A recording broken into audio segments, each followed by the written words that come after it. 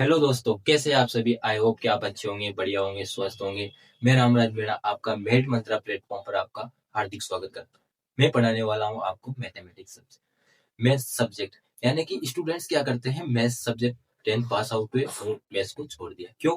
क्योंकि मैथमेटिक्स को उनको शुरू से डर लगता है। डर इसलिए लगता है क्योंकि टीचर हमारे पढ़ाते तो है, लेकिन हम क्या है सीख नहीं पाते। टीचर क्या करते हैं, उन चीजों को जनरेट करना नहीं सिखाते, किस तरह से मैथ्स को सीखा जाता है वो नहीं सिखाते, इसलिए ये एक तरीके से बोरिंग सब्जेक्ट बन जाता है। लेकिन मैं आपको इस तरह से चीजों को पढ़ाऊंगा, इस तरह से चीजों को जनरेट करना सिखाऊंगा, किस तरह से फॉर्मूले बनाए जाते हैं, किस तरह से चीजें सीखी जाती है, मैं इस वीडियो में आपको बताने वाला हूँ। मुझसे मैथ्स पढ़ने के बाद में देखना आप आसानी से चीजों को बना पाओगे। मैं इस तरह से इस सब्जेक्ट को इंटरेस्टिंग सब्जेक्ट बना के छोड़ूंगा, ताकि आप अगर अदर सब्जेक्ट में अगर बोरिंग लगेगी तो मैथमेटिक्स को आप सबसे पहले उठाओगे। और इस तरह से हम रोजाना प्रैक्टिस वे में इस मैथमेटिक्स को बनाने वाले हैं और अच्छी तरह से मैथमेटिक्स को समझने वाले हैं। पिछले कुछ दिनों से स्टूडेंट्स बोल रहे थे कि यार हमारे तो मैथमेटिक्स की क्लास अपलोड ही नहीं हो रही है, हमारे एग्जाम कैसे क्रैक होगा, एग्जाम पास में आ रहा है, हमारे पास सिलेबस पे डिस्कस करने वाला, किस तरह हम सिलेबस को समझेंगे। तो आपको चिंता करने की कोई जरूरत नहीं है, मैं आपके सपोर्ट में लास्ट तक खड़ा रहूंगा और आप भी लास्ट तक इस वीडियो में बने रहिए और लास्ट तक सपोर्ट में बने रहिए। आज की क्लास में आपको सिलेबस पर डिस्कस करने वाला हूँ और धीरे धीरे एक एक टॉपिक उठा के मैं आपको चीजों को आसानी से डिटेल में आपको बताने वाला हूँ। फिर देखना आप चीजों को आसानी से बना पाओगे। एक बार मुझसे मैथ्स पढ़ के देखिए, आसानी से हम चीजों को सीखेंगे। और आपकी अदर क्लासें भी रेगुलर वे में अपलोड हो रही होगी, जैसे कि हमारे जीके नवरत्न सर पढ़ा रहे, रीजनिंग हमारे विक्रम सर पढ़ा रहे, इंग्लिश हमारे चिराग सर पढ़ा रहे, और अदर जो क्लास है आपकी जो रिक्वायरमेंट है, जो एग्जाम के अकॉर्डिंग जो क्लासें होनी चाहिए, वो भी आपको इस वीडियो में मैं बताऊंगा कि कौन सी क्लासें होगी नहीं होगी। और आगे भी चीजों को हम सीखते जाएंगे। आगे देखते हैं मैथमेटिक्स। मैथमेटिक्स में हम किस तरह से चीजों को पढ़ेंगे, जैसे कि अगर कोई टॉपिक उठाया तो हम किस तरह से उस टाइप में कैटेगरी वाइज चीजों को डिवाइड करेंगे। तो मैं भी इस सिलेबस की जिस क्लास है उसमें आपको आसानी से चीजों को सिखाना बताऊंगा। चीजों को किस तरह से डिवाइड हुई है मैं आपको इस वीडियो में बताने वाला हूँ। आज की क्लास आप बस आपके सिलेबस पे डिस्कस करूंगा और अगली क्लास में एक एक टॉपिक उठा के आपको चीजों को अच्छी तरह से डिटेल में समझाऊंगा। अगर आपको लगता है कि 2026 में सिलेक्शन अपना होगा तो बस लास्ट तक सपोर्ट में बने रहिए और ये दृढ़ संकल्प लेके मैदान में उतरना है कि हाँ सर, हम इस बार 2026 में सिलेक्शन अपन को लेके जाना है। तो बस लास्ट तक इस वीडियो में बने रहिए और अगली वीडियो में जितनी भी वीडियो आती है लास्ट तक हमारे सपोर्ट में बने रहिए। हमारी पूरी टीम आपकी इस सपोर्ट में बने रहने के लिए जी जान मेहनत कर रही है और अगली जो क्लास है उनको अपलोड करने के लिए लगातार मेहनत कर रही है।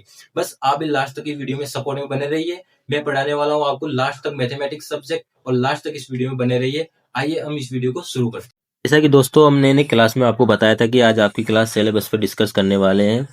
तो मैंने क्या किया है, सिलेबस को टाइप वाइज डिवाइड किया है। जैसे कि आप देख रहे होंगे, वैदिक गणित का अलग टॉपिक दे रखा है आपको, बीज गणित का अलग बता रखा है, अंक गणित का जिसे अर्थमेटिक के नाम से जानते हैं, बीज गणित से एलजेब्रा, वैदिक गणित। मैंने इसको टाइप वाइज से डिवाइड करके इसमें हम टॉपिक वाइज इसको पढ़ने वाले हैं। हम शुरुआत करते हैं। जैसे कि वैदिक गणित का फर्स्ट टॉपिक है अपने पास पूर्ण संख्याओं का वर्ग, यानी कि स्क्वायरिंग। अब आप सभी को पता होगा, जैसे कि हम बचपन में पढ़ते आए हैं कि जैसे कि अब मैं जैसे कोई नंबर है तो उसको 2 बार मल्टीप्लाई किया तो एक तरीके से वो एक तरीके से स्क्वायर बन के आया। तो सबको आपको पता है कि स्क्वायर क्या होता है। घनफल हो गया, घन यानी कि क्यूब जिसको बोलते हैं अपन, यानी कि किसी संख्या का 3 बार गुणा। ये तो ऑफकोर्सली पता ही होगा। उसके बाद में बात करते हैं अपन वर्गमूल यानी कि स्क्वायर रूट की। तो वर्गमूल ऑफकोर्सली आपको पता ही होगा, अगर किसी संख्या का आप वर्ग कर दिया तो वर्गमूल, मूल यानी उस संख्या पे वापस आना है, यानी कि आपको क्या करना पड़ेगा, उसका रूट यानी कि वर्गमूल निकालना होगा। जैसे कि अगर एग्जाम्पल की बात करते हैं, जैसे कि 5 मल्टीपल, नेक्स्ट पेज में इसको अच्छी तरह से समझाता हूँ मैं आपको। जैसे कि कोई नंबर है, जैसे कि 5 लिया अपने पास, ठीक है। अब आप बोलेंगे नहीं सर इसका आप स्क्वायर करो पहले, ठीक है। अपने स्क्वायर कह रहे हैं, इसका मतलब 2 बार गुणा, तो 2 बार गुणा करो इसका, तो कितना है अपने पास 25, ठीक है। अब वो इसमें पूछ रहा है कि अब आप निकालो इसका वर्गमूल, यानी कि ये किस संख्या का वर्ग है, वही तो वर्गमूल हुआ। तो यानी कि इसका हो गया एक तरीके से रूट करना। रूट का मतलब क्या होता है, रूट तो लिख दिया अपने पास, लेकिन वो किस संख्या का स्क्वायर है। एक तरीके से इसे तो पूछा है उसने कि किस संख्या का वर्ग है, तो अपन इसको टुकड़ों में तोड़ के लिखेंगे एक तरीके से। ये अपन बचपन से पढ़ते हैं। तो ये किसका हो गया, तो यानी कि वर्गमूल यानी कि दो दो जोड़े बना के अपन इस चीज को सीखते हैं। तो किसका हो गया, एक तरीके से 5 का। तो ये अपन बचपन से पढ़ते आए, तो हम इस चीज को और डिटेल से अगली क्लास में पढ़ेंगे। तो अपन वापस अपने सिलेबस की तरफ चलते हैं। अगला टॉपिक क्या कहता है अपने पास, घनमूल। घनमूल भी आपको पता होगा, जैसे कि किसी संख्या का 3 बार मल्टीप्लाई किया, 3 बार मल्टीप्लाई करने के बाद में वो वापस पूछ रहा है कि किस संख्या का आपने 3 बार मल्टीप्लाई किया ताकि वो नंबर आपके पास आ गया। जैसे कि वो 5 लेते हैं, 2 बार से 5 में अच्छे तरह से समझ में आएगा। जैसे कि 5 को 5 लिया, उसको 3 बार मल्टीप्लाई किया, तो ये आपके पास क्या निकल के आएगा? अगर इसको 3 बार मल्टीप्लाई करोगे तो कितना आया? 125। तो 125 क्या है अपने पास? घनफलित तो आया। घन का मतलब क्या होता है? 3 बार तो गुणा करो और क्या हमको प्राप्त हुआ है। ठीक है। अब अगला क्या कहता है कि नहीं, आप तो क्या निकालो? घनमूल निकालो। घनमूल यानी कि जो 125 का आपको क्या पूछ रहा है? घनमूल। यानी कि 125 किस नंबर का 3 बार गुणा करने पर प्राप्त हुआ है। तो घनमूल करने के लिए अपने बचपन में सिखाया था कि वो इस तरह से गुणनखंड निकालते हैं। 5 से गया 25 बार, फिर 5 से गया 5 बार, फिर से 5 से 5 बार, यानी 3 3 के जोड़े। तो इस तरह से हम क्लास में इसको और डिटेल से पढ़ने वाले हैं, ताकि मैं आपको एक तरीके से इसे इंट्रो करा दूं कि किस तरह से चीजें इसमें पूछी जाएगी। इस तरह से मैं आपको क्लास में डिटेल से पढ़ाऊंगा। ठीक है दोस्तों, अगले टॉपिक की तरफ चलते हैं। हम इन सबको 6 डिजिट तक सीखने वाले हैं। ठीक है। अगला टॉपिक बोलता है अपना बीजगणित। बीजगणित को अंग्रेजी में क्या कहेंगे? एलजेब्रा। ये आपको सभी को पता होगा, फिर भी बता देता हूँ। ठीक है, एलजेब्रा पढ़ेंगे। अब एलजेब्रा का फर्स्ट टॉपिक आपको पता है, इसमें दिख रहा है गुणनखंड। अब गुणनखंड गुणनखंड अब दूसरी तीसरी क्लास से पढ़ते आए हैं, सभी को पता होगा। गुणनखंड यानी कि कोई नंबर है उसको कितनी बार टुकड़ों में तोड़ा जा सकता है, यानी इसको कितनी बार भाग किया जा सकता है, वही तो गुणनखंड होता है। लेकिन हम इस तरह से पढ़ने वाले हैं, जैसे कि आपने 10th में पढ़ा होगा, जैसे कि शून्य ज्ञात करना, तो एक तरीके से वो भी गुणनखंड ही तो हो गया। तो हम इसमें क्या करेंगे, एक्स वाई जेड जैसे कि पद होते हैं उनको क्या बोलते हैं? चर पद ही तो बोलते हैं। तो उनके फैक्टर के रूप में हम उनको गुणनखंड को पढ़ने वाले हैं। जैसे आपको इसमें भी देखो बता रखा हुआ, देखो एक्स माइनस ए, एक्स माइनस बी, इस तरह से हम फैक्टर निकालना आपको सिखाएंगे। ठीक है दोस्तों, इसी के साथ आगे बढ़ते हैं। आगे बोल रहा है बहुपद के गुणनखंड। ये वही आ गया जो मैं आपको बताने वाला हूँ। जैसे कि बहुपद यानी कि एक्स वाई जेड जैसे चर फॉर्म होती है, मतलब चर के रूप में अगर कोई समीकरण लिखी होती है, तो अपने 10th में निकालना सीखा था कि अगर समीकरण है, जैसे कि 2x प्लस 3y इक्वल 5, कुछ भी इक्वेशन ले लो। ठीक है, इस तरह से 2 इक्वेशन अपने पास होती थी, एक इक्वेशन होती थी पहले, उसमें आपने क्या सीखा था? गुणनखंड निकालना सीखा था। उसी को तो अपने शून्य बोला था, तो वो इसमें पढ़ने वाले हैं। ठीक है दोस्तों, आगे बढ़ते हैं। आगे वही आ गया फिर से इक्वेशन। अभी मैं बता रहा था आपको इक्वेशन किस तरह से लिखना है। ये ए इक्वल बी, ये तो क्या है, इसमें शॉर्ट फॉर्म में दे रखा है, मैं आपको इसे अच्छी डिटेल से बताने वाला हूँ। इक्वेशन वही बात होगी भी आपने लिखी थी 2x प्लस 3y। ये क्या है? एक इक्वेशन ही तो है, चर फॉर्म में। चर अचर की आपको पता ही होगा, चर किसे बोलते हैं, अचर किसे बोलते हैं।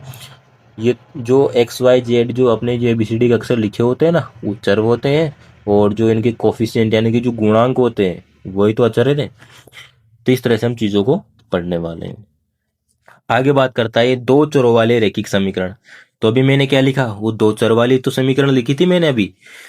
तो वो मैंने की दो दो चरों वाली रैखिक समीकरण इसमें पढ़ने वाले हैं, यानी कि जिसमें एक्स वाई जेड के दो अक्षर हो और उनके गुणांक दिए हुए। जैसे कि अभी मैंने वही लिखी थी, वही समीकरण वापस लिख के बताऊं। जैसे कि 3x हुआ, 3x प्लस 5y इक्वल में कुछ भी ले लो, अब वो इक्वल 6। तो ये क्या हो गई? दो चर में, यानी कि अपने पास कितने पूरी इक्वेशन में चर कितने दे रखे हैं? दो चर अपने पास दे रखे हैं। तो ये दो चर वाली रैखिक समीकरण हो गई। अब अगली बात करते हैं द्विघात समीकरण की। द्विघात, द्वि यानी दो, घात यानी पावर जो उसके ऊपर लगी होती है।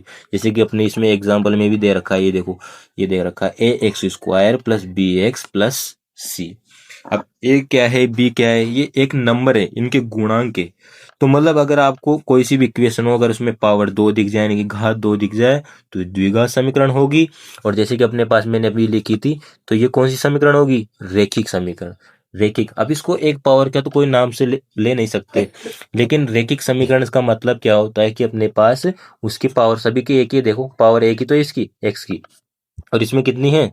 दो। तो ये क्या हो गई? द्विघात हो गई। ठीक है, आपको अच्छी तरह से क्लियर होगा। ठीक है, अब आगे बढ़ते हैं। आगे बोल रहा है लोग। इसका पूरा होता है लोगरिथम, जिसको बोलते हैं लघुगणक। अब आपने 10th में तो क्या है, साइंस वगैरह हो गई, फिजिक्स वगैरह हो गई, सभी सब्जेक्ट में पूछने वाला ये टॉपिक है, सभी में अक्सर पूछा जाता है। तो मैं आपको इसको क्लास में अच्छी तरह से डिटेल में पढ़ाने वाला हूँ। आपने पढ़े होंगे जैसे कि नेक्स्ट पेज में लेके बताता हूँ आपको। जैसे कि आपने फॉर्मूला पढ़ा होगा, जैसे कि log m m m बटे n हुआ हो, एम एन पढ़ा होगा। नीचे बेस रहता है, उसको लिखते नहीं हो, लेकिन अब अंडरस्टूड सी बात होती है, ठीक है। फिर अपन ने सर ने बताया था कि जैसे कि अगर अपो एम अपॉन एन आ जाए तो उसको क्या करना है, log m minus log n करना है। इस तरह से आपको फॉर्मूले लिखाए होंगे, वही फॉर्मूले मैं आपको लिखाने वाला हूँ, और इस चीज इसको किस तरह से बना बताते हैं वह आपको बताने वाला हूँ, ठीक है। अब आप सोच रहे होंगे एम क्या है सर, एन क्या है। तो ये क्या है, मतलब कुछ नंबर होते हैं, जैसे कि एक एग्जांपल लेके समझते हैं हम इस चीज को। जैसे कि लोग एम कुछ भी नंबर ले लो, जैसे कि 5 हुआ, कुछ भी लो नहीं, ये 4 हुआ।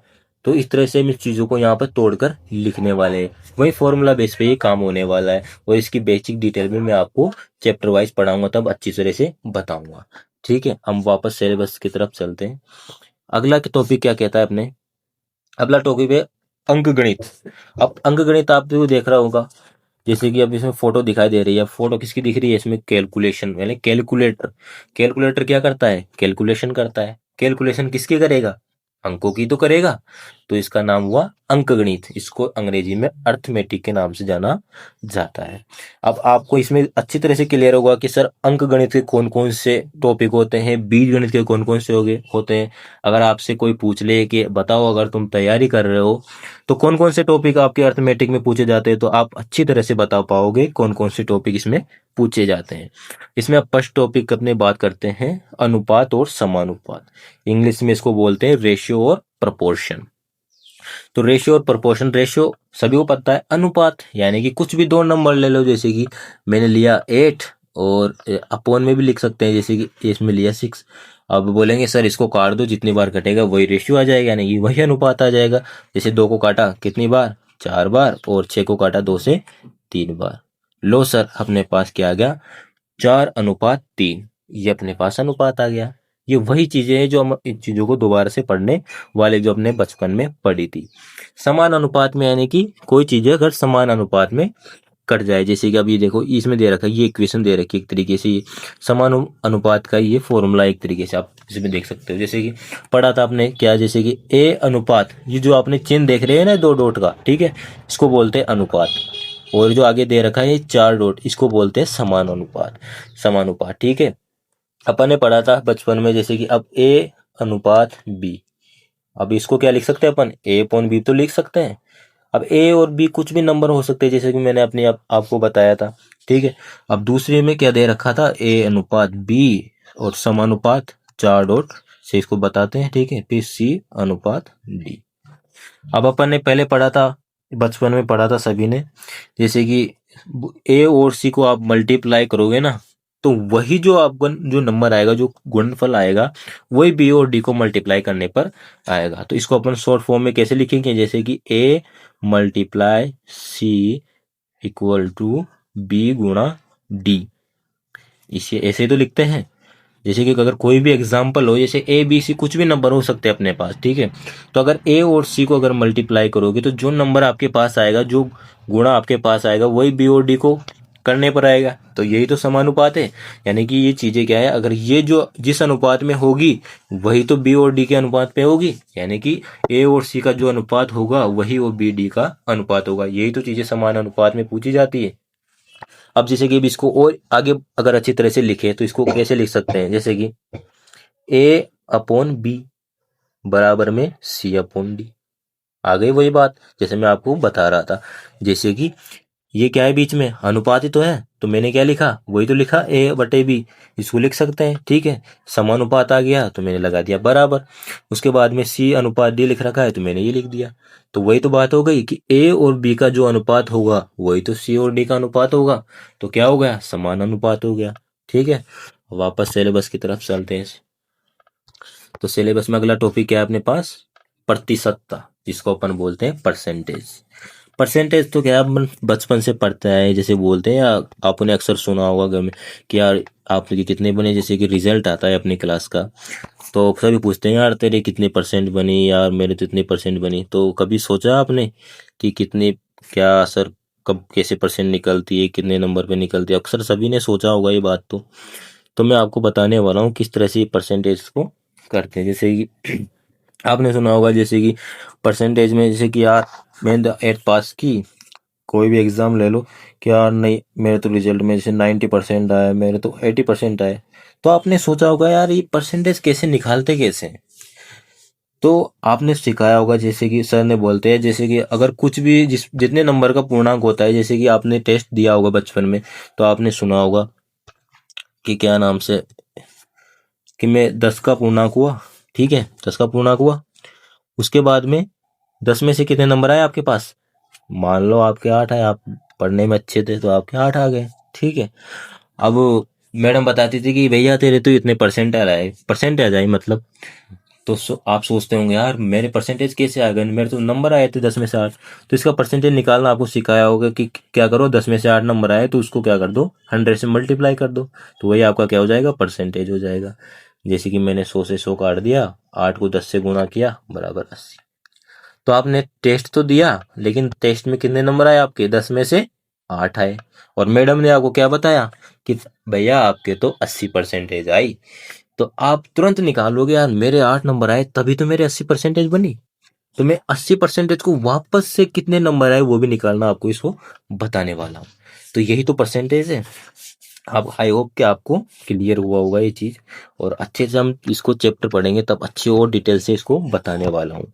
ठीक है दोस्तों, अब आगे का टॉपिक का कंटिन्यू करते हैं। आगे का टॉपिक क्या कहता है, लाभ और हानि। अब लाभ हानि तो अब बचपन से सुनता है, लाभ हुआ मेरे तो हानि हो गई यार, मैं इसका तो इस चीज को नहीं लूंगा, इस चीज को ऐसे बेचने पर इतने का घाटा होगा, इतने का मेरा लाभ होगा, सभी को सुना होगा, जिसको प्रॉफिट लॉस बोलते हैं। जैसे कि कुछ भी, जैसे कि मैंने क्या लिया, मैंने 200 रुपये में क्या लिया, मैं दुकानदार से कोई चीज खरीदी, मैंने बुक ले आई, वो बुक खरीद के ले आया मैं, ठीक है। अब 200 रुपये को मैंने क्या किया, मेरे फ्रेंड को मैंने, यार मेरे मन में आ गया लालच। अब लालच आ गया तो मैंने सोचा यार मैं 200 में तो दूंगा ही दूंगा, अगर मेरे फ्रेंड को अगर 200 में ही दे दूंगा तो मेरे लाभ क्या हुआ, कुछ नहीं हुआ। तो मैं क्या करूंगा, इसको 50 रुपये, कुछ 10 भले 10 रुपये अधिक में दूं, लेकिन दूंगा तो सही, तभी तो मेरे फायदा होगा। तो मैंने क्या किया, इसको 250 में बेच दिया, ठीक है भैया। तो तुम्हारे दोस्तों क्या पता तुम्हें लाभ हो रहा है घाटा हो रहा है, वो तो अपन को पता। तो मुझे क्या हुआ, 50 का लाभ हो गया भैया। कितने पे, 200 पे तो हुआ। तो अगर आपको कोई पूछ ले यार तू इन्हें लाभ तो कमाया लेकिन कितने परसेंट का कमाया, तो परसेंटेज काम आया नहीं आया, आया ना। तो अब देखते हैं इसमें कितने रुपए ज्यादा कमाया आपने, 50 रुपए का तो लालच आया था अपने पास। तो आपने क्या किया, 50 रुपए का तो क्या किया, प्रॉफिट लिया। कितने पे लिया, 200 पे तो लिया। जैसे कि मैंने आपको बताया था कि पूर्णांक कितने का था वो नीचे लिखते हैं, वो 200 पे लिया। और फिर भैया ने पूछ लिया यार बता तू परसेंटेज में बता, मुझे ऐसे समझ नहीं आता तूने कितने का रुपए का लिया, तो मुझे तो परसेंटेज में निकाल के दे भैया। तो मैंने क्या किया, 100 से मल्टीप्लाई कर दिया। अगर कुछ भी परसेंटेज निकाल लो 100 से मल्टीप्लाई कर दो, ठीक है। 2 जीरो से 2 जीरो गए, और 2 से 50 को कितनी बार, 25 बार। तो भैया मैंने तो क्या किया, 25% का इस पे क्या कर लिया, लाभ ले लिया भैया। बताया अच्छी तरह से, बताया नहीं बताया आपने, बता दिया। अब इसी का उल्टा समझते हैं, इसका उल्टा अगर क्या कहता है कि अगर ये तो हो गया आपके पास लाभ, अब बोल रहा है हानि। आपने वापस से 200 के लिए वो, ठीक है। अगर मैं 200 में से 200 को बेचूंगा तो मेरे तो कुछ ना लाभ हो रहा ना घाटा हो रहा, ठीक है। ज्यादा में बेचूंगा तो मेरे लाभ होगा, मैंने आपको बता दिया। अगर मैं इसको बेचता हूँ 150 में बेचता हूँ, ठीक है यार, थोड़ी पुरानी हो गई, मैंने मोबाइल कुछ भी लाया ऐसे कुछ बुक वगैरह तो मैंने पढ़ ली।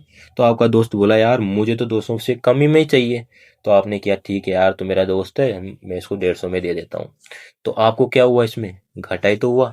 अब आपको 200 और 150 में कितने का डिफरेंस आया, 50 का, यानी कि 50 रुपये तो आपको कम दिए उसने। तो 50 कितने पे, 200 पे, और मल्टीप्लाई परसेंटेज में निकालना है आपको 100। तो 100 से 100 गया, 2 से 25। अब आप सोच रहे होंगे यार सर पहले भी तो 25 आया, अभी भी 25 आया, फिर डिफरेंस क्या हुआ। तो आपको देखना है, देखो 200 से 150 में हुआ तो आपको पता है हानि हुई कि लाभ हुआ, पता तो है ना आपको। और 200 से 250 हुआ तो ये लाभ हुआ कि हानि हुआ, लाभ ही तो हुआ। तो जो परसेंट में आएगा वो लाभ होगा या हानि होगा, तो हानि होगी सर, यहाँ पे हानि हो रही, तो ये 25% के आ गए अपने पास, हानि होगी। अगर आप, आई होप कि आपको अच्छी तरह से क्लियर हुआ होगा। अगर क्लियर नहीं हुआ है तो अपन इसको और डिटेल में पढ़ने वाले हैं, कोई टेंशन लेने की जरूरत नहीं है। मैं बस आपको इस चीज से इंट्रो करा रहा हूँ, ठीक है। अब बोल रहा है आगे साझा, साझा पार्टनरशिप। पार्टनरशिप का नाम सुनते हैं आपके मन में तो कुछ अलग ही चला होगा कि यार पार्टनरशिप, वो वाली पार्टनरशिप नहीं जो आप सोच रहे हो, ये वो वाली पार्टनरशिप नहीं है। जैसे कि पार्टनरशिप में अगर सरल सिंपल भाषा में समझे, जैसे कि इसमें देखो साइन में दे रखा है वही पार्टनरशिप। देखिए सोच तो सही रहे हो, लेकिन मैं जिस तरह से पढ़ने वाले हूँ वो आप उस तरह से नहीं सोच रहे हो। जैसे अब मैं आपको सिंपल भाषा में बताने वाला हूँ। जैसे कि मैं अब, जैसे कि मैं और मेरा फ्रेंड है, ठीक है, हमने क्या किया, एक बिजनेस स्टार्ट करने का फैसला किया यार, हम तो एक बिजनेस स्टार्ट करेंगे। तो भैया बिजनेस स्टार्ट करने के लिए पैसे भी तो चाहिए। तो मेरा फ्रेंड तो भैया 50,000 लेके उतर गया मैदान में। भाई 50,000 थोड़ा ज्यादा बड़ा हो जाएगा, मैं आपको छोटे से समझाता हूँ। जैसे 50 रुपए लेके वो क्या कर दिया, उसका नाम था मोहन, मोहन के नाम से उसको डिनोट करेंगे, ठीक है, यहाँ पे आपको अच्छी तरह से क्लियर होगा, ठीक है। ये मोहन था, इसने क्या किया, 50 रुपए लेके वो मैदान में उतर गया, ठीक है भैया। अब उसके बाद में उसने कहा कि भैया अगर तू भी शामिल होना चाहता है तो तू भी आ सकता है, या फिर दोनों अगर बराबर के पार्टनर है तो बराबर पार्टनर है। तो मेरा नाम आपको पता है रामराज, तो आर से डिनोट करा। तो मैं भी भैया 50 रुपए लेके उतर गया। तो ये हो गया पार्टनरशिप। यानी पार्टनरशिप में अपन ने क्या किया, अगर 50, अगर जो अब जो भी इसको काटो कितना भी काटने, यानी कि इसके बाद में जो अगर बिजनेस खत्म होने के बाद जो भी प्रॉफिट होगा ना, तो ये बराबर में बटेगा। यानी कि इसी को बोलते पार्टनरशिप। भाई बराबर में अगर हक हक बराबर का हकदार है तो भाई लाभ होगा, कुछ भी अगर आगे फैसला होगा उसमें बराबर का हकदार होगा नहीं होगा, वही ये बात कहना चाह रहा है। ठीक है दोस्तों, आगे चलते हैं। सरल ब्याज, जिसको सिंपल इंटरेस्ट के नाम से जानते हैं। अक्सर आपने घर में सुना होगा कोई अपने पापा कोई दादा को, कि यार भैया मैं कोई पैसे मांगने आया था, उसको मैंने क्या कर दिया, सरल ब्याज पे दे दिया, 4% की दर से, इस तरह से कुछ सुना होगा आपने। तो ये वही है।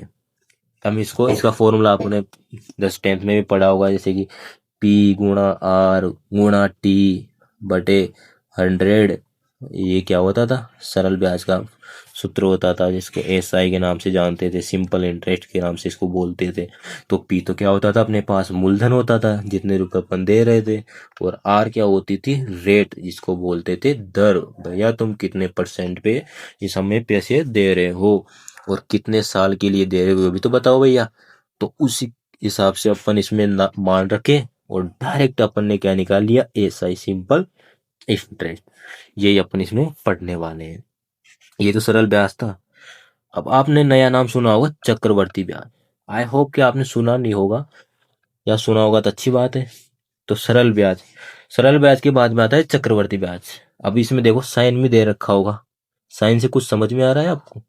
जैसे कि पहले तो क्या, दो सिक्के थे, मतलब कॉइन थे, फिर बड़ा फिर बड़ा फिर बड़ा, तो कुछ तो आइडिया लग ही रहा होगा।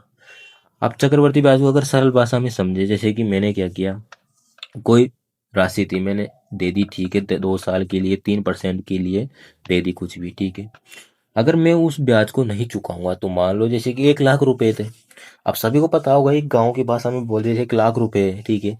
तो 2 रुपए सैकड़ा यानी कुछ 2% ऐसे कुछ देते हैं, तो मान लो उसका 24,000 कुछ भी ब्याज हुआ मान लो, तो 1,24,000 हुए 1 साल का, ठीक है। अब मैंने तो भैया उस पर कुछ भी नहीं चुकाया। अब सरल ब्याज होगा तो ब्याज तो ऐसे कैसे ही रहेगा, और ब्याज किस पे लगेगा, 1 लाख पे लगेगा, और ब्याज जुड़ता जाएगा। अब 2 साल हुए तो सरल ब्याज में क्या होगा, 1 लाख तो ऐसे कैसे देने हैं, 2 साल का 2 लाख तो हो ही गए, ठीक है। मतलब 1 साल का 24,000 तो हो गया, दूसरे साल का भी 24,000, यानी कि 2 साल बाद में कितने रुपए देने पड़ेंगे आपको, 1,48,000। लेकिन चक्रवर्ती ब्याज की बात करें तो भाई बात वहीं आती है, चक्रवर्ती ब्याज क्या है, 1,24,000 का तो आपने ब्याज देना ही देना 1 साल के बाद में, ठीक है। अब उसमें क्या करता है कि नहीं यार मैं तो 1 लाख का ब्याज क्यों लूंगा, 24,000 भी तो तेरे बन गए, वो क्यों नहीं दे रहा तू, तो मैं क्या करूंगा, 1,24,000 पे ब्याज लूंगा तुझसे। तो ये वही बात करता है, यानी कि अगर आपने राशि नहीं चुकाई तो वो जो लास्ट राशि है उसी पर ये ब्याज लेने लग जाएगा। उसी को बोलते हैं चक्रवृद्धि, यानी कि ये साइकिल की तरह आपको वृद्धि होती रहती है उस चीज में। अगर आप नहीं चुकाओगे तो उसी राशि पे ही आपसे क्या करना लग जाएगा, ब्याज लेने लग जाएगा। और आगे इस टॉपिक को अपन क्लास में और अच्छी डिटेल से बताएंगे, ठीक है दोस्तों। अब आगे आगे बढ़ते हैं। आगे दे रखा है आपको डिस्काउंट। डिस्काउंट तो भैया सभी ने सुना होगा, बट्टा तो क्या किसी ने सुना होगा, नहीं सुना होगा पता नहीं, लेकिन डिस्काउंट तो सभी को सुना होगा। आजकल ऐड में भी देखते होंगे आप, हर जगह आपको एडवर्टाइज करते हुए मिल जाएंगे, भैया इतने की सेल है, इतने का डिस्काउंट मिल रहा है, ले लो।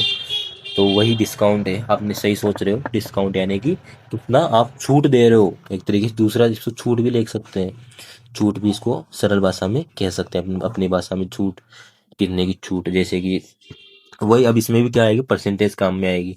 तो परसेंटेज पढ़ने के बाद में आपको और अच्छी तरह से ये क्लियर होगा। जैसे कि मैं लाया, जैसे कि आप ले लो 500 रुपए की, मैं क्या लाया, एक वस्तु लाया, कुछ भी ले लो, ठीक है। अब 500 रुपए की लाया तो उस दुकानदार ने क्या बोला, भैया तुम डिस्काउंट डिस्काउंट चल रहा था, कितने का, 25% का। भाई 25% की सेल है भैया, ले लो। 25% की सेल चल रही है, डिस्काउंट मिल रहा है 50 पे, 500 पे, 500 पे 25% का डिस्काउंट है। तो अब यार 25% है तो आपको पता नहीं कितने रुपए का मिल रहा है। तो आप क्या करो, 500 का 25% निकालो, 500 को 25% निकालोगे, 500 पे तो दे रहा है वो 25% की छूट। तो परसेंट का चिन्ह हटाया, नीचे लगाया 100। तो 100 से तो 100 चला जाएगा, ठीक है दोस्तों। अब 100 से 100 गया, ये 2 जीरो से 2 जीरो, 25 को मल्टीप्लाई करो 5 से, कितना, 125 में ही कर देता हूँ। यानी कि भैया 500 पे 125 की सेल मिल रहा है, डिस्काउंट मिल रहा है, कोई वस्तु लेनी हो तो ले लो। इसका मतलब यही है, ठीक है। आई होप कि आपको क्लियर हुआ होगा। अब इसके साथ ही अगले नेक्स्ट पेज पे और बढ़ते हैं अपन। नेक्स्ट पेज में कौन सा सिलेबस पे अपन डिस्कस करने वाले हैं। नेक्स्ट पेज आपको डायग्राम से समझ में आ रहा होगा अपन क्या पढ़ने वाले हैं इसमें। ज्यामिति, इसको बोलते हैं ज्योमेट्री। ज्योमेट्री आपको नाम सुना ही होगा, अक्सर ज्यामिति ज्यामिति पढ़ते हैं। ज्यामिति, ज्यामिति वही आकार, शेप, किस तरह की आकृति बन रही है, उसका आकार क्या है, ज्यामिति। क्षेत्रमिति यानी कि अपन यहाँ क्षेत्रफल, वही से बना है क्षेत्रमिति। यानी कि किसी, अगर कोई आयत वगैरह अपन वर्ग पढ़ते आए अपन बचपन से, अगर कोई कोई वस्तु है, कुछ एक खेत मान लो, उसका एरिया कितना होगा, वो एरिया को तो क्षेत्रफल बोलते थे। तो उस हिसाब से हम चीजों को पढ़ेंगे। Trigonometry, sine theta, cos theta वगैरह, टेन, कोट, ये सब इसमें पढ़ने वाले हैं। ये अपन 10th क्लास में पढ़ा था, अपन ये देखो इसमें दे रखा है, ठीक है। तो हम फर्स्ट टॉपिक की बात करते हैं शुरुआत से। फर्स्ट टॉपिक है अपना ज्यामिति। उसके अंदर दे रखा है, पार्ट में टाइप वाइज बता रखा है कि एक बिंदु पर बनने वाले कोण एवं रेखाएं। यानी कि भैया अगर आपने कोई अगर एक बिंदु खींच दिया तो आप उससे कितनी रेखाएं, कितने एंगल, कितने कोण बना सकते हो। तो मैंने बोला यार, मैं एक पॉइंट है यहाँ से तो एक रेखा इसे खींच दी मैंने, ठीक है।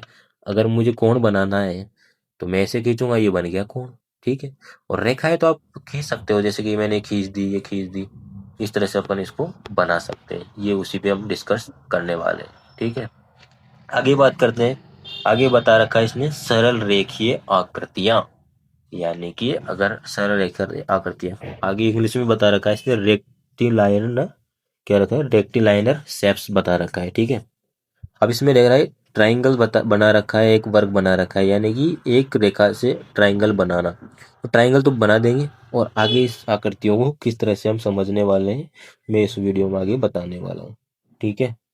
अब आगे इसने दे रखा है त्रिभुजों की सर्वांग समता। अब सर्वांग समता तो आपने पढ़ी होगी, 10th में भी आपने टॉपिक था, लेकिन कोरोना की वजह से शायद हट गया था। सर्वांग समता, सर्वांग यानी कि जिसके सभी अंग समान हो। यानी कि आपको क्या दे देगा, दो ट्राइंगल दे देगा, जैसे कि एक तो मैंने ये बनाया, ये 90 डिग्री है, ठीक है। एक मैंने ये बनाया। अब आप बताओ क्या ये सेम है, नहीं सर सेम नहीं है। ना तो इसका कोण बराबर, ना इसकी ये साइड बराबर, अपन को थोड़ी पता है। तो इसमें देखो, इसमें बता रखा है, देखो दोनों दोनों सेम, ये इसमें देखो, इसके तो तीनों अंग सेम, यानी कि साइड तो सेम और एंगल भी सेम, यानी कि सभी अंग सभी साइड क्या है, सेम है। तो ये क्या हो गए, सर्वांग सम हो जाएंगे। कॉन्क्यूरेंस ऑफ ट्राइंगल इसको बोलेंगे, ठीक है दोस्तों। आगे बढ़ते हैं। आगे बोलते हैं समरूप, भैया जिनका रूप समान हो, सिमिलर ट्राइंगल्स। अब इसमें आपको लग रहा होगा यार सर, इसमें तो मुझे तो ये सर्वांग सम लग रहा है, आपने सर्वांग सम बताया था, लग तो सेम ही रहे। लेकिन ऐसा कुछ नहीं है दोस्तों। जैसे कि मैंने ये ट्राइंगल बनाया, ठीक है। अब एक मैंने ये बड़ा वाला बना दिया, बन रहे तो दिखाई तो सेम दे रहा है आपको अच्छी तरह से। एक बार ट्राइंगल वाला शेप लेके मैं आपको बताता हूँ। ट्राइंगल अच्छी तरह से, उसमें ट्राइंगल आपको अच्छी तरह से समझ में आएगा। जैसे कि मैंने ट्राइंगल लिया, ये ट्राइंगल लिया, ठीक है। अब जैसे कि मैंने ये ट्राइंगल बनाया, ठीक है। अब मैंने एक और बनाया। अब आप बताओ ये सिमिलर यानी कि समरूप है या सर्वांग समरूप? अब हाँ सर, अब समझ में आया कि ये तो क्या है, रूप तो सेम ही है ना, रूप की तो बात कर रहा था वो। तो रूप में बात करते हैं अपन। ये रूप रूप तो था, यानी ये इसकी रूप जो दिख रहा है, यानी ट्राइंगल में जो शेप दिख रही है वही शेप इसकी तो दिख रही है, यानी कि सर रूप समान है। अब मैं आपको बताता हूँ सर्वांग सम और समरूप में यह आपको डिफरेंस क्लियर हो जाएगा। वही ट्राइंगल की शेप लेके देखता हूँ, ये देखना। इसकी मैंने ये ट्राइंगल बनाया, ठीक है। तो ये ट्राइंगल बनाया, एक को ट्राइंगल बनाता हूँ मैं, ये बना दिया, ठीक है। अब आप बताओ, ये थोड़ा सा साइज बड़ा बन गया, लेकिन आप इसको इक्वली मानिए, देखिए इक्वली मानिए एक तरीके से। अब आपको क्लियर होगा कि सर ये वाली साइड और ये वाली साइड मुझे बराबर दिख रही है, ये वाली साइड और इस वाली साइड मुझे बराबर दिख रही है, और ये वाली साइड और ये वाली साइड मुझे बराबर दिख रही है। तो भैया ये वाले होंगे सर्वांग सम और ये वाले होंगे समरूप। आई होप कि आपको डिफरेंस अच्छी तरह से क्लियर हुआ हो। अब वापस अपने सिलेबस की तरफ बढ़ते हैं। अपने अगले सिलेबस में टॉपिक क्या बता रखा है? अगला टॉपिक क्या कहता है? कार्तीय निर्देशांक, कार्टेशियन कोऑर्डिनेट सिस्टम। अब आपने सुना ग्राफ, ग्राफ तो आपने देखा ही होगा। तो ग्राफ में जैसे कि अपन बनाते थे, अब ग्राफ में आप अच्छी तरह से क्लियर होगा। ग्राफ ग्राफ तो शायद मेरे पास नहीं हो, लेकिन ग्राफ तो आपने देखा ही होगा। तो आप उससे ग्राफ को इमेजिन करके आपको अच्छी तरह से समझ में आएगा। जैसे कि ग्राफ में अपन ऐसे बनाते थे, ये वाई एक्स हो गया, ये एक्स एक्स, इसको वाई एक्स के नाम से जानते थे, ठीक है। अब अपन को कुछ वैल्यू दे दिए होते थे कि यार हमको तो एक्स पे तो 1 नंबर और वाई पे 3, 3 पे ये 3 था यहाँ पे, ठीक है। तो इसको तो ऊपर इस तरह से मिलाते थे और इसको इस तरह से मिलाते थे, जहाँ पे ये रेखाएं काटती थी उसी को बोलते थे हम कार्तीय गुणांक, यानी कि एक्स और वाई ऐसे लिखते थे, और कितने पे काट रही है ये, 1 और 3 पे, इस तरह से तो लिखते थे अपन। ये इस तरह से इसमें भी चीजों को पढ़ेंगे। ये वही सेम डायरेक्शन वाला काम है, ठीक है। अब आगे बता रखा है दो बिंदुओं के मध्य की दूरियां। अभी हम मैंने अपने आपको ग्राफ से समझाया, जैसे कि अब कुछ एक पॉइंट यहाँ से, दो यहाँ से काट दिया, ठीक है। एक पॉइंट तो ये हो गया, अब दूसरे एक्स इधर तरफ हो गया, एक पॉइंट ये हो गया। तो यानी कि अब रेखा रेखा तो हो गई। अब रेखा में अगर कुछ दो पॉइंट है, ठीक है, यहाँ से मैं पॉइंट को ले गया यहाँ तक।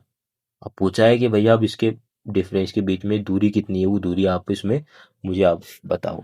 तो ये दूरी हम आपको बताने वाले हैं। जैसे कि मैंने आपको उसको मैं ग्राफ में डिनोट किया था कि एक्स और ये वाई, ये इसके हो जाएंगे पॉइंट। अब इसके भी कुछ पॉइंट का नाम देना पड़ेगा, तो इसको तो x1 और y1 दे देते हैं, जिसमें इसमें दे रखा है, और इसको x2 और y2 दे देंगे, ठीक है। और ये अपने पास फॉर्मूला भी दे रखा है इसने, इस फॉर्मूले से हम इसको दूरी को ज्ञात करने वाले हैं। अब आप सोच रहे हैं x1 और y1, ये x2 y2 क्या है? तो ये क्या है, पॉइंट के नाम है। जैसे कि मैंने आपको ग्राफ में बताया था ऐसे, जैसे कि यहाँ पर एक था, एक पॉइंट x अक्ष पे तो एक था, और y अक्ष पे कितना था, 3 था। अब जैसे कि इसको तो ऊपर ले गए, इसको यहाँ पर ले गए, तो ये किस पॉइंट पे काटी, 1 और 3 पे तो काटा इसने, तो ये अपने पास हो गए पॉइंट। तो अपन यहाँ 1 और 3 ऐसे लिख सकते हैं, ठीक है। मान लो दूसरा पॉइंट हो गया 2 और 4, इस पे काटा, ठीक है दोस्तों। तो वही बात हो गया, अभी फॉर्मूला है, फॉर्मूले में क्या रख दो, ये मान रख दो, आपकी दूरी आप पता हो जाएगी। तो यही हम इसमें पढ़ने वाले हैं, ठीक है दोस्तों। आई होप कि क्लियर हुआ होगा। अब आगे पढ़ते हैं अपन क्षेत्र मिति। क्षेत्र मिति क्या कहती है? अब क्षेत्र मिति क्या है? वही क्षेत्रफल निकालना। एरिया हो plane shapes, circle, circumference area, यानी कि समतल आकृतियों का क्षेत्रफल, वृत्त की परिधि और क्षेत्रफल।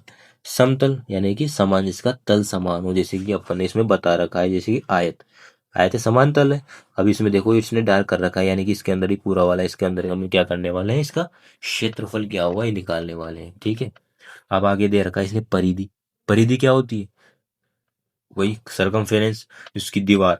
जैसे इस परिधि किसको बोलते हैं, इसको भी बोले गोले की जो बाहर वाली जो दीवार होती है वही तो परिधि होती है।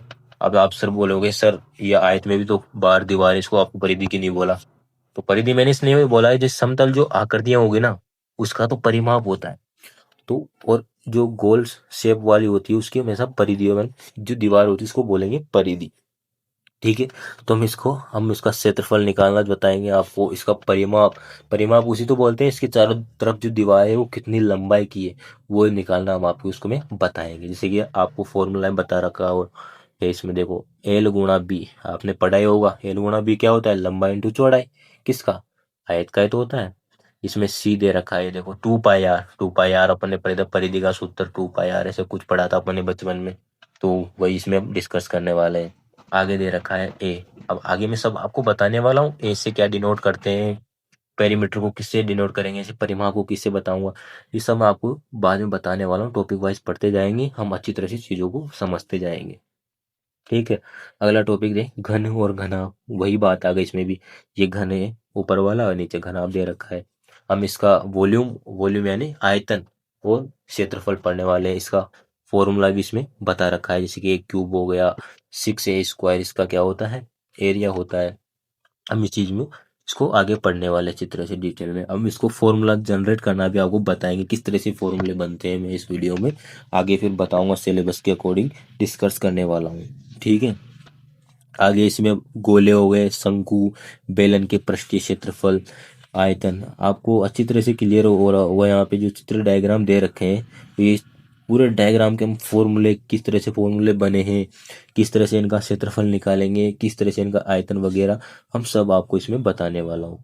ठीक है, और किस तरह से चीज़ों को हम डिनोट करने वाले हैं हम इसमें आगे में बताऊंगा। ठीक है दोस्तों, अब आगे बात करते हैं ट्रिग्नोमेट्री की, जिसे बोलते हैं त्रिकोणमिति। त्रिकोणमिति आपको देखो ट्रायंगल दिख रहा होगा, लाल बटे कक्का आपने पढ़ा होगा, आपको अच्छी तरह से समझ में आ रहा होगा, 10th में सभी ने ये पढ़ा होता है, तो अक्सर इसको पहचानने में ज़्यादा दिक्कत नहीं आती।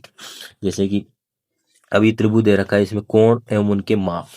अभी कोण में ये वाली चीजें मैं आपको इस वीडियो में यहाँ पर आपको बता दूंगा, तो आप कोई बाद में पढ़ेंगे तो ये अच्छी तरह से और अच्छी तरह से आपको समझ में आएगा।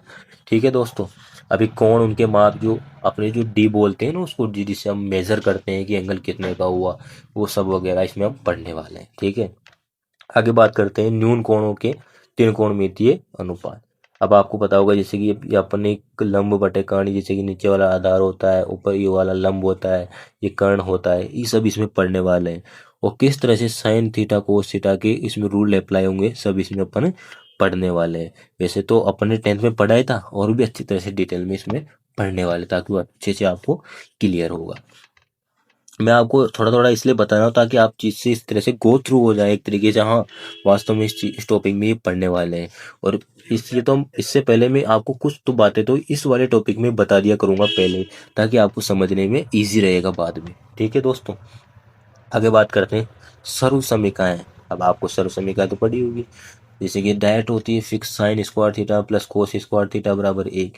और ये किस तरह से बनी है ये भी मैं आपको बताऊंगा, इस चीज़ों को हम अच्छी तरह से डिस्कस करेंगे। इसमें तो डायरेक्ट सर्व समीकरण बता दी कि sin square theta cos square theta बराबर 1 होता है, tan square theta sec cos square theta बराबर सेक स्क्वायर थीटा, ऐसा कुछ होता है। ये सब आपको मैं बताने वाला हूँ, ये किस तरह से जनरेट हुई है, किस तरह से बनी है, ये भी मैं आपको बताऊंगा, ताकि आपको लाइफ टाइम ये चीज़ें याद रहेगी। ठीक है दोस्तों, आगे बढ़ते हैं ऊंचाई दूरी की सामान्य समस्याएं। आए होगा, मुझे जहां तक पता है ये आपको 10th में शायद ये टॉपिक हट गया था, ताकि जिससे कि आप ये टॉपिक पढ़ नहीं पाए, लेकिन मैं आपको इस तरह से पढ़ाऊंगा जिससे आपको इस लॉन्ग टाइम ये चीजें याद रहेगी। ये वही एंगल का खेल है एक तरीके से। आपने पढ़ा होगा जैसे थोड़ा उन्नयन कोण अवनयन कोण, आप इसी में सुनने को मिलेगा आपको, जिसे मैं आपको पढ़ाने वाला हूँ। जैसे कि थोड़ा बता देता हूँ, इसमें थोड़ा बहुत आपको थोड़ी जानकारी रहेगी। जैसे कि मैंने बोला एक क्या था, यहाँ पे पोल था एक तरीके से ना, ठीक है। अब क्वेश्चन बोलता है कि अपने पास एक पोल, अपने पास कुछ भी ले लो ये, ठीक है। अब वो बोलता है कि यहाँ पे कोई पॉइंट था, ठीक है, कोई आदमी था, वो आगे गया, ठीक है, और यहाँ पे क्या था, सूर्य था, ठीक है। तो वो कह रहा है कि इसका मतलब अवनमन कोण उन्नयन कोण कितना हो जाता है, यानी कि ये तो हो जाता है अवनमन कोण, ये हो जाता है उन्नयन कोण, जहाँ से ये बंदा देख रहा होता है। तो ये देख रहा होता है यहाँ से, ये तो हो गया उन्नयन कोण, और ये हो गया अवनमन कोण, जहाँ से मतलब ये एंगल नीचे डाउन होता है। ये इस तरह से थोड़ी चीज़ों को मैं आपको बताता हूँ। ठीक है, और ये बोल यहाँ पे 90 डिग्री, हमेशा 90 डिग्री 90 डिग्री पे ही खेल होता है। तो इस तरह से जैसे कि अब कुछ 2009 30 डिग्री हो गया, ठीक है। अब इसमें टेन थीटा काम करता है, टेन थीटा के बेस पर ये सोल्व होता है। तो मैं आगे इसको और अच्छी तरह से डिटेल में बताऊंगा, मैं बस आपको थोड़ा इस चीज़ से इंट्रो जाए, इसलिए मैं इस चीज़ को आपको इस वीडियो में बता रहा हूँ, ठीक है दोस्तों। आगे बढ़ रहा, आगे अगले सिलेबस में अगला टॉपिक क्या है अपना, अगला टॉपिक क्या कहता है, अगला टॉपिक खत्म हो गया, अब अगला टॉपिक है सांख्यिकी। सांख्यिकी अपन पढ़ते आए, जैसे कि वो बीच में आपको डायग्राम में भी फर्स्ट टॉपिक से क्लियर हो रहा होगा, जैसे कि इसमें आंकड़ों का चित्रों द्वारा निरूपण, यानी कि जैसे कि कोई जनसंख्या भी ले लो आप, जनसंख्या टॉपिक ले सकते हो। जैसे कोई जनसंख्या है कि यार 2019 की जनसंख्या इतनी थी, 2020 की अलग ही, तो इनको किस तरह से मतलब 4-5 साल के जो आंकड़े हैं उनको किस तरह से हम उसको मतलब एक तरह प्रेजेंट करेंगे, तो प्रेजेंट करने का जो तरीका है ना, वही इनका आंकड़ों का प्रबंधन, जैसे आंकड़ों निरूपण कहलाता है, ये इसमें जो बता रखा है ना, वही ये कहलाता है, ठीक है। उसके बाद में अगला बता रखा है केंद्रीय प्रवृत्ति के माप, माध्य और माध्यिका विचलन, बहुलक, बहुलक वगैरह पढ़े होंगे, जो जितनी बार रिपीट होता है, माध्यिका, माध्यम मान, माध्य वगैरह हो गया। केंद्रीय प्रवृत्ति के माप किस तरह से, ये इनके फॉर्मूले बेस पे हम इस चीज़ों को पढ़ेंगे। जैसे माध्य विचलन का फॉर्मूला भी आप लोगों को दे रखा है, और उसमें डिनोट करा है माध्य, माध्य को एक्स बार से यहाँ पर दर्शाते हैं, तो ये एक्स बार हो गया। और ये बाहर जो लग रहा है ना, ये वाला जो चिन्ह लग रहा है, ये बार इसको बोलते हैं, यानी कि अपन इसके अंदर से क्या आएगा, हमेशा पॉजिटिव वैल्यू निकलेगी, अपन ने पढ़ते आए हैं, ठीक है। और ये सिग्मा हो गया, एन यहाँ पर नंबर हो गया, ठीक है। तो हम इस चीज़ों को टॉपिक वाइज पढ़ेंगे, तब अच्छी तरह से डिटेल में और आपको बताने वाला हूँ। एन क्या है, यहाँ पर जो नंबर होता है, ठीक है। ये सिग्मा हो गया, यानी कि इसका योग करना है। एक्स हमारे पास एक्स हो गया, एक्स माइन एक्स बार हो गया, यानी कि माध्य हो गया, मोड़ लगा दिया। इस चीज़ें मैं अच्छी तरह से बाद में डिटेल में पढ़ने वाला हूँ, पढ़ाने वाला हूँ आपको, ठीक है। अब आगे वो है जन्म मृत्यु सांख्यिकीय सूचकांक, ये भी वही बात हो गई कि वही अभी मैं आपको इसमें बता रहा था ना, ये वाला वही चीज़ को हम इसमें अच्छी तरह से और पढ़ेंगे। यानी कि जन्म और मृत्यु एवं सूचकांक, यानी कि जन्म यानी कि पहले की जन्म और दूसरे साल की मृत्यु दर में कितना डिफरेंस आया, किस तरह से आंकड़ों का प्रबंधन किया जाए, वो सब इसमें इस चैप्टर में पढ़ने वाले हैं, ठीक है। आई होप कि आपको क्लियर हुआ होगा। इसी के आगे जो अगला टॉपिक दे रखा है अपने पास, ये ग्रेजुएशन वाला लेवल जो टॉपिक दे रखा है, इसमें क्या है, वो अभी जो मैंने टॉपिक आपसे डिस्कस किए थे वो वाले टॉपिक है, वो वाले कुछ टॉपिक इसमें कॉमन है, लगभग सभी कॉमन है। लेकिन मैं आपको इस मतलब टॉपिक वो पढ़ाऊंगा ताकि आपको कोई सा भी एग्जाम लो, आप उसमें रुक ना पाओ, कोई सा भी एग्जाम को कोई सा क्वेश्चन उठाओ तो आपको आसानी से ये बन जाए। इस तरह से मैं आपको पढ़ाने वाला हूँ। फिर भी आपको ये ग्रेजुएशन का लेवल का टॉपिक पता होना चाहिए कि हम क्या चीज़ पढ़ रहे हैं क्या नहीं पढ़ रहे हैं, ठीक है दोस्तों। तो ये सीटी ग्रेजुएशन वाला का भी मैं आपको बताने वाला हूँ, जैसे कि इसमें दे रखा है मूलभूत संक्रिया। अब कुछ स्टूडेंट्स बोलते हैं अगर मैं नहीं बताता कि सर आपने तो ये बताया नहीं, तो अब बस स्टूडेंट्स को तो वो गलती पे कमेंट्स करने का बस मौका मिलना चाहिए, इसलिए मैं वो मौका नहीं छोड़ने वाला हूँ दोस्तों। तो अब इसमें देखते हैं मूल संक्रिया, मूलभूत संक्रिया दे रहा है, तो सबसे पहले टॉपिक ये पढ़ने वाले, ये अक्सर ये टॉपिक है सभी एग्जामों में, मतलब कॉमन टॉपिक है एक तरीके से। तो मैं उस लेवल पर पढ़ाने वाला हूँ, जैसे कि 0 से 0 लेवल का कोई बंदा हो, या अगर कोई से भी एग्जाम की तैयारी कर रहा हो तो उसके लिए बेनिफिट होगा, ठीक है। अगर अब औसत, औसत तो अलग, तो उसमें शायद औसत नहीं पढ़ा था अपने।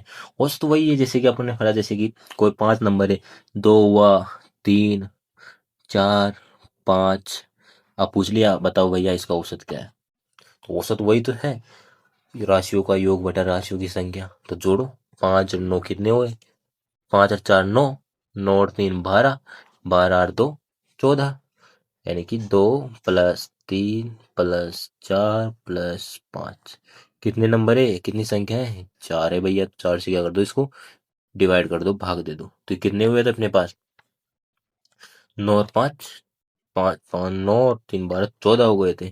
फिर 14 में 4 का भाग दो, तो वही जो आपको निकल के आएगा वही तो अपना क्या होगा, एवरेज होगा। आपको अच्छी तरह से समझ आया होगा, ठीक है। वही इसमें पढ़ने वाले हैं। अब आगे बात करते हैं परसेंटेज। अभी मैंने आपको परसेंटेज बता दिया था, परसेंटेज क्या है, किस तरह से पढ़ने वाले हैं, ठीक है। वही परसेंटेज आ गया, वही सरल ब्याज आ गया, चक्रवृद्धि आ गया, एक एक नियम, लाभ हानि भी आ गया था, अपन ने पढ़ लिया था, ठीक है। अब एक एक नियम को मैं आपको बताऊंगा, ठीक है। त्रिभुज आ गया, व्रत आ गया था, दीर्घव्रत नहीं आया था शायद, वे भी दीर्घवृत्तम इसमें वो पढ़ाऊंगा आपको। समलम चतुर्भुज यानी ट्रेपेजियम हो गया, आयत हो गया, ठीक है। इनके क्षेत्रफल निकालने वगैरह सब विकर्ण वगैरह सबका अच्छी तरह से मैं डिस्कस करने वाला हूँ। ठीक है, बेलन आ गया था उसमें, गोले आ गया था, गोले का इसमें आयतन हो, बेलन का आयतन, घन का आयतन और शंकु का आयतन, ये सब इसमें पढ़ने वाले हैं।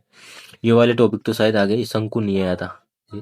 मैं टॉपिक वो उठाऊंगा जो आपको मतलब दिक्कत ही नहीं करेगा कि सर आपने ही नहीं पढ़ाया, नहीं पढ़ाया, सबके लिए वो कॉमन होगी वो चीज़। ठीक है, और उस लेवल तक आपको पढ़ाऊंगा ताकि आपको वो लगेगा ही नहीं कि अब मैं पर्टिकुलर इस एग्जाम की तैयारी कर रहा हूँ, नहीं, आप सभी एग्जाम की तैयारी कर रहे हो। इस तरह से मैं आपको टॉपिक को क्लियर करवाऊंगा। ठीक है, अब इसमें इस बात करते हैं एक ही नियम की। अब एक ही नियम को अब मैं बताता हूँ कि नियम आपने भी सुना ही होगा। एक ही नियम सुना तो क्या होगा, मतलब पढ़ते तो है लेकिन आपको पता नहीं था कि वास्तव में आप एक ही नियम भी पढ़ रहे हैं। तो एक ही नियम क्या होता है, जैसे कि अपन दुकान पे गए, ठीक है, दुकान में पूछा भैया एक पेन कितने का है, तो उसने बोला सर 5 रुपए का है। तो आपने बोला दो दे दो। तो आपको सोचने में टाइम लगा कि लगा? दो पेन आपने फट से निकाला, 10 रुपए दे दिए। आपको सोचने में टाइम लगा? नहीं लगा। क्यों नहीं लगा? क्योंकि आपको एक वस्तु का मूल्य पता था, दो का दो से गुणा कर दिया। तो वही तो एक ही नियम हुआ। जैसे कि एक वस्तु थी 5 रुपए की है भैया, तो 5 वस्तु कितने की आएगी, ये पूछा आपसे, 5 वस्तु कितने की आएगी, तो फटाक से आपने किया कि एक वस्तु का 5 था, 5 का पूछा है, 5 से गुणा कर दिया बराबर 25। यही तो एक ही नियम था। लेकिन अपन बचपन से पढ़ रहा है, लेकिन अपन को पता ही नहीं था कि वास्तव में एक ही नियम ये भी होता है। तो एक ही नियम इसे ही बोलते हैं। अगर एक पेंसिल का मूल्य इतना है तो 5 पेंसिलों का मूल्य कितना होगा? 10 पेंसिलों का मूल्य अगर 20 रुपए है तो एक पेंसिल का मूल्य क्या होगा? 10 का है तो 10 से भाग कर देते थे अपन, तो 2 रुपए आ जाते थे अपने पास। तो 2 रुपए क्या था? एक पेंसिल का ही तो मूल्य था, एक पेंसिल का ही तो मूल्य आता था अपने पास। तो वो इसी को बोलते हैं एक ही नियम। इसी चैप्टर में हम इस एक नियम को अच्छी तरह से पढ़ेंगे।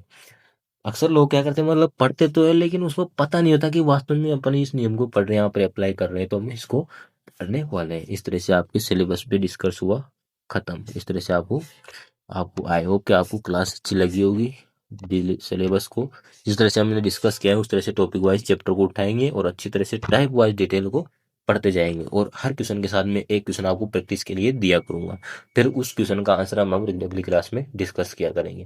तो इसी के साथ आगे कंटिन्यू करना क्लास को। इसी के साथ अगली क्लास में वीडियो में आपको मिलता हूँ। आई होप कि आपको अच्छी लगी होगी क्लास।